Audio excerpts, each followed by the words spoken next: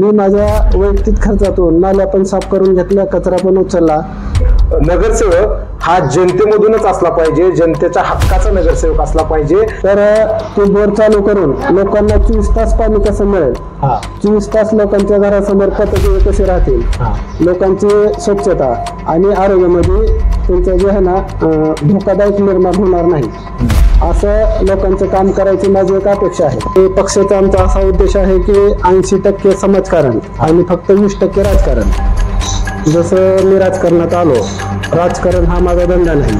तालुक्यामध्ये पुन्हा फुलाची पाकळी म्हणून मी तिथल्या एक 8-10 गावामध्ये अन्नधान्य किट अशी माझ्या खर्चातून वाटप केलेली आहे. नमस्कार मंडळी, पब्लिक न्यूज मध्ये आपल्या सर्वांचे स्वागत आहे. सध्या धाराशिव नगरपालिकेच्या निवडणुका ह्या लागलेल्या आहेत आणि याच पार्श्वभूमीवरती अनेक उमेदवारांनी आपले इच्छुक अर्ज दाखल केलेले आहेत आणि आज आपल्या सोबत आहेत शेख शौकत भाई. हे यांचं व्यक्तिमत्व सांगायचं झालं तर धाराशिवकरांच्या जे काय मनामध्ये व्यक्तिमत्व दडलेलं आहे असं यांचं व्यक्तिमत्व आहे. तर आपण त्यांच्यासोबत थेट संवाद साधणार आहोत, थेट चर्चा करणार आहोत की त्यांची प्रक्रिया कशी असणार आहे निवडणुकी दरम्यान. आपण आता निवडणूक लढवणार आहात, तर असं का वाटलं की आपण निवडणूक लढवावी नगरपालिकेची? याच्या पाठीमागचं उद्दिष्ट काय? नमस्कार, मी शेख शौकत. मी वार्ड क्रमांक 14 मधून नगरपालिकेची निवडणूक लढवण्यास उद्धव बाळासाहेब ठाकरे पक्षाकडून इच्छुक एक उमेदवार आहे आणि मला असं वाटतं की तर त्याच हिशोबानं जशी पूरग्रस्त झाली तर मी पण एक शेतकऱ्याचा मुलगा आहे आणि त्या हिशोबानं मला असं वाटलं की आपले शेतकरी बांधव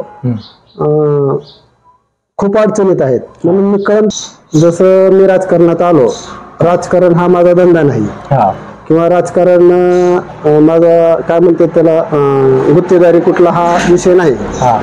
तर जसे मी माझ्या माध्यमातून जनसेवा करत होतो, तर हे करत असतानाच थोडस मला जे आहे ना पक्षाने म्हणलं किंवा तुम्ही हे तुमचं सगळं कार्य आहे तर तुम्ही थोडस आमच्या पक्षात या.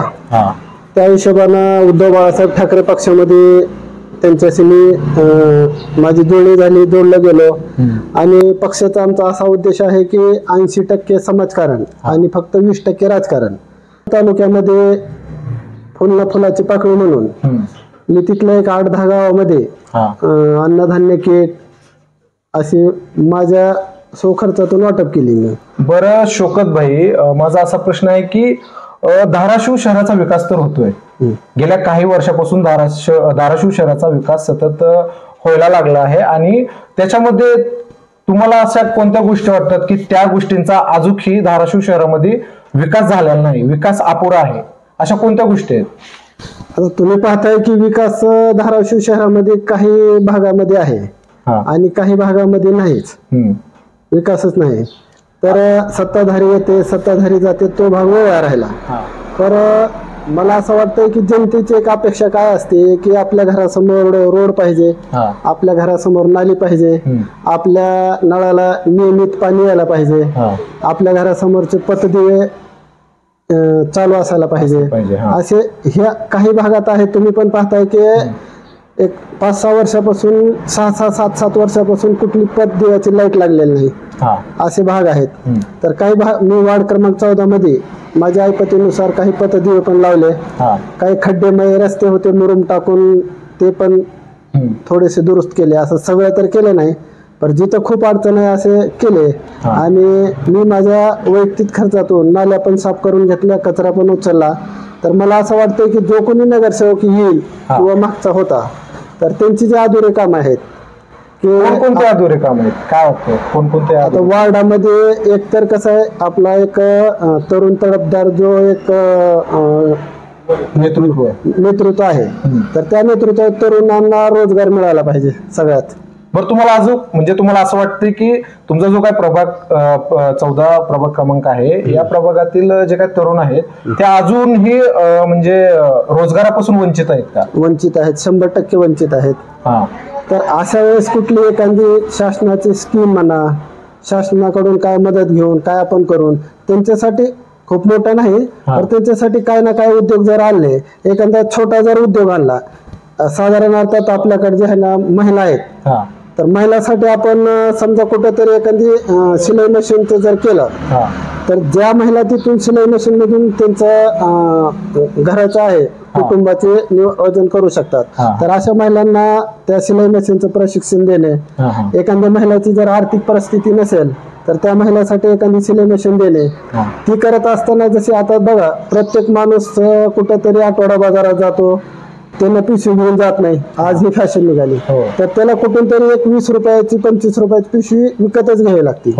तर ही शिक्षण घेत असताना आपण त्या पिशव्या तयार करून त्याच्यासोबतच एक 4 मुलं लावली की जा बाबा हे प्रत्येक कुठेतरी टपरीवर कुठेतरी दुकानात ही होलसेल भावात त्यांना दे, तर त्याचं पण चांगलं होईल आणि जे महिला आहेत त्याच्यातून त्यांना रोजगार निर्मित होईल. किंवा आपण जर हे करत असताना जसे समजा एखादी पापड असेल, मसाला असेल, काय असेल, हे असे जर उद्योग आपण जर इथे छोटे मोठे आणले, मी काय तेवढा खूप मोठा माणूस नाही, तरी छोटे मोठे जर उद्योग आणले तर आपल्या वार्डामधील बरेच काही महिलांना आणि तरुणांना अशा पद्धतीने पण रोजगार मिळू शकतो. आणि हे मी करण्यास पात्र आहे आणि करणार 100%. शौकत भाई, तुम्ही विविध समाजकार्यामध्ये आपला जो काय पुढाकार आहे तो दर्शवतात तुम्ही. जसं की मागच्या गेल्या 2-3 महिन्यामध्ये अतिवृष्टीमध्ये झालेलं गाव अडकलेलं खोंदला गाव होतं. या गावामध्ये तुम्ही स्वतः गेलात, तुम्ही स्वखर्चाने जे काय जीवनावश्यक वस्तू होत्या तिथील त्या गावातील रहिवासींना तुम्ही स्वतः वाटल्या आणि अजून भरपूर असे तुम्ही कार्य करता, जसं की गरीब कुटुंबातील जे काय मुला मुलींचे लग्न वगैरे ते तुम्ही स्वतःच्या खर्चाने करता. तर या सर्वांचा फायदा कुठेतरी तुम्हाला राजकारणामध्ये किंवा आता तुम्ही निवडणूक लढवणार आहात तर त्याच्यामध्ये तुम्हाला होऊ शकतो का? काय वाटतं तुम्हाला? ते राजकारणात फायदा होईल असं हेतूतून हे माझं कुठलंही कार्य नाही. हे एक आपण समाजकार्य करतो. जसे मला वाटलं की एखाद्या मुलीचं व थोड्याशा पैशासाठी लग्न मोडतं किंवा आज बरेच काय लव्ह मॅरेज करते, दोन्ही कुटुंबामध्ये जमत नाही, तर असं जर कुठं मला कळालं तर मी त्या दोन्ही कुटुंबाला एकत्र आणून त्यांची समज घालून त्यांना बऱ्याच ठिकाणी आपण एकत्र केले. तिथं जात पात काय नाही असताना मला कुठंतरी राजकीय फायदा व्हावा हा हेतू नाही. मी पहिल्यांदा तुम्हाला सांगितलं की आमच्या पक्षामध्ये 80 समाजकारण आणि 20% राजकारण, ह्याच पावलावर पाऊल घेऊन आम्ही चालतो. बघा आमचे या धाराशिव जिल्ह्याचे उस्मानाबादचे दबंग असे खासदार ओमदादा, तर त्यांनी असं काय म्हणजे जनतेला खूप काही ट्रकने पैसे वाटलेले नाहीत. जनतेची जिथं अडचण आली त्यांना एक जनावराला फोन करतो, दादा आज माझी म्हैस जी आहे ना ही झाली, मला हलगट कुठं उपलब्ध होतं. किंवा एखादा वाहनवाला त्यांना फोन करतो की दादा मी असं या ठिकाणी अडकलेलो आहे आणि मला माझं टायर पंक्चर झालं आणि मला जे आहे ते जॉब टाइमची गरज आहे, आणि हा रात्री फोन करतो तर दादा असे प्रॉब्लेम आमचे खासदार लोकप्रिय तुमचे आमचे सगळ्यांचे ते प्रॉब्लेम सॉल्व्ह करतात. मी आज जनता त्यांच्या पाठीस आहे. तसेच आमचे जिल्ह्याचे खासदार आमदार कैलासदादा पाटील की प्रत्येक कोणाचं काही असो, माहिती जर झालं की एखादी कुठंतरी आता समतामध्ये परवाच बघा एक गरीब घराण्यातून मुलगी सीए झाली, तर दादा त्या तिने म्हणत होते आमचं घर आमदाराच्या लायकीचं नाही तर बोलायचं, छोटस आहे, आम्ही तिकडे येतो. दादा म्हणले मी झोपडीत यायला पण तयार आहे, मला तुमच्याच घरी यायचंय, असं आग्रह करून त्या मुलीला भेट देऊन त्याला आशीर्वाद देऊन आले. तर आमचे जे आहे ते खासदार आमदार की त्यांचा हेतू एकच आहे, कार्यकर्त्याकडून जनतेचं काम नको, जनतेने डायरेक्ट संपर्क साधावा, एक फोन एक कॉल प्रॉब्लेम सॉल्व्ह. तर त्याच हेतूवर हर त्यांचा प्रत्येक कार्यकर्ता, मीच नाही प्रत्येक कार्यकर्ता चालतो. हे आमचे पक्षाचे वैशिष्ट्य. आता तुम्ही प्रभाग क्रमांक 14 मधून धाराशिव नगरपालिकेची निवडणूक लढवणार आहात आणि याच्यामध्ये तुमचा अजेंडा काय असणार आहे, प्रमुख उद्दिष्ट काय असणार आहे, जे काय धाराशिव सुधारित धाराशिवसाठी ते उपयुक्त ठरतील असे कुठला अजेंडा असणार आहे आणि काय तुमचे उद्दिष्ट काय असणार आहे त्याच्यामध्ये? मला असं वाटतं की माझ्या वार्डामध्ये 14 मध्ये बऱ्याच ठिकाणी सगळ्यात अगोदर समस्या आहेत की रोड नाल्या नाहीतच. तर माझा अजेंडा राहील की पहिला रोड नाल्या स्वच्छता आणि 1-2 ठिकाणी वार्डामध्ये उद्यान. माझा जर वार्ड बघितला तर एकदम माग असलेला आहे, कुठं उद्यान नाही, लेकरांना खेळण्यासाठी काय नाही, गार्डन नाही. आता आमच्या खिल्लीमळे भागामध्ये शाळा आहे, ते बंद पडलेली आहे. तर एकतर तिथं शाळा चालू करायची किंवा दवाखाना चालू करायचा. हा पहिला माझा वार्डातला अजेंडा. आणि ज्या ठिकाणचे बोर आहेत बंद पडलेले तर ते बोर चालू करणे, लोकांना पाण्याची व्यवस्था करून देणे. विहिरीचे तर पाणी येतेच, तर तुम्ही पाहताय की जसे बोर आहेत बऱ्याच ठिकाणी काय शुल्लक खर्चामुळे, शुल्लक कारणामुळे बोर बंद पडलेले आहेत.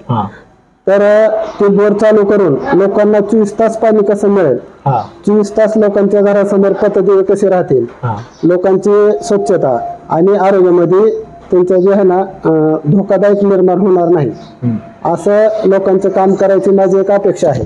आणि दुसरी गोष्ट जी आहे की नगरसेवक कोणी जे असो, मला असं वाटतं की आपल्या ह्या शहरामध्ये नगरसेवकाचं कुठलं ऑफिस नाही.